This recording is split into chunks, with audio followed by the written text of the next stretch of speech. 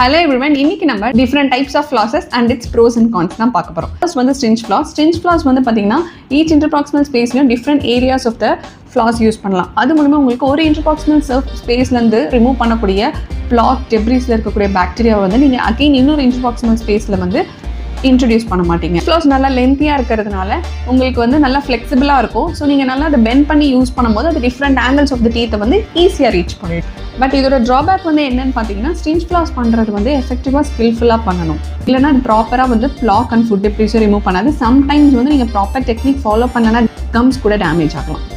Next வந்து floss big.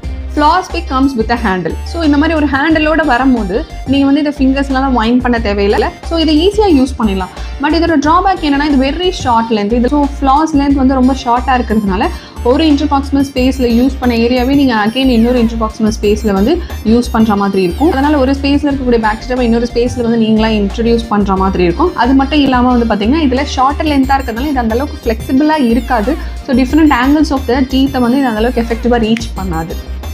Next வந்து பார்த்தீங்கன்னா இன்சிடென்டல் ப்ரஷ்.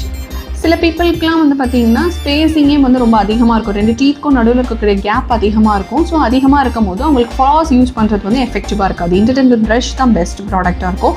பிகாஸ் நீங்கள் ஃப்ளாஸ் யூஸ் பண்ணிங்கன்னா அது ஈஸியாக வந்து இன்டர்டென்ட் ப்ராக்சிமல் ஸ்பேஸில் போயிட்டு வந்துடும். ஸோ அது வந்து ப்ராக்சிமல் சர்ஃபேஸை க்ளீன் பண்ணாது. ஜஸ்ட் அது உள்ளே போயிட்டு வெளியே வந்துடும். இதுவே நீங்கள் ப்ரஷஸ் யூஸ் பண்ணிங்கன்னா அது ரெண்டு சர்ஃபேஸையும் ரீச் பண்ணி ரெண்டு இன்டர்ப்ராக்சிமல் சர்ஃபேஸையும் ரீச் பண்ணி அது எஃபெக்டிவாக வந்து க்ளீன் பண்ணிடும். இதோட டிஸ்அட்வான்டேஜ் என்னென்னா ஸ்பேஸிங் இருக்கிற இடத்துல மட்டும்தான் இதை நீங்கள் யூஸ் பண்ண முடியும். டைட் கான்டாக்ட் இருக்கிற இடத்துல இது யூஸ் பண்ணக்கூடாது.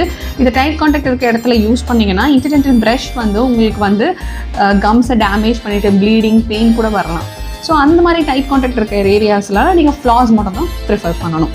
நெக்ஸ்ட் வந்து வாட்டர் ஃப்ளாசர். வாட்டர் ஃப்ளாசர் வந்து பார்த்தீங்கன்னா பிரிட்ஜஸ் பிரேசஸ் போட்டிருக்கவங்களுக்கு ரொம்ப யூஸ்ஃபுல்லாக இருக்கும். பிகாஸ் பிரிட்ஜஸ்க்கு கீழேயோ இல்லை பிரேசஸ் போட்டிருக்கவங்க அப்படின்னா ப்ராக்கெட்ஸ்க்கு மேலேயோ ஈஸியாக ஃபுட் பார்ட்டிகல்ஸ் டெபாசிட் ஆகிடும். அதை க்ளீன் பண்ணுறதுக்கு கொஞ்சம் கஷ்டமாக இருக்கும். அந்த மாதிரி இடத்துல வந்து நீங்கள் வாட்டர் ஃப்ளாசர் யூஸ் பண்ணீங்க அப்படின்னா அது நல்லாவே வந்து ஃபுட் பார்ட்டிகல்ஸ் டெபாசிஷனாக இருக்கக்கூடிய ஃபுட் பார்ட்டிகல்ஸை ஃப்ளஷ் அவுட் பண்ணிடும்.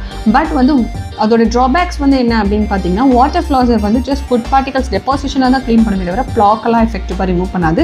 As well as water flosser வந்து காஸ்ட்லியும் கூட. And it requires power. நீங்கள் வந்து அதை சார்ஜ் பண்ணுற மாதிரி இருக்கும். இப்போ சொன்ன இன்ஃபர்மேஷனை வச்சு உங்களுக்கு என்ன டைப் ஆஃப் ஃப்ளாஸ்ன்னு டிசைட் பண்ணிட்டீங்களா? Because every smile deserves the best. By.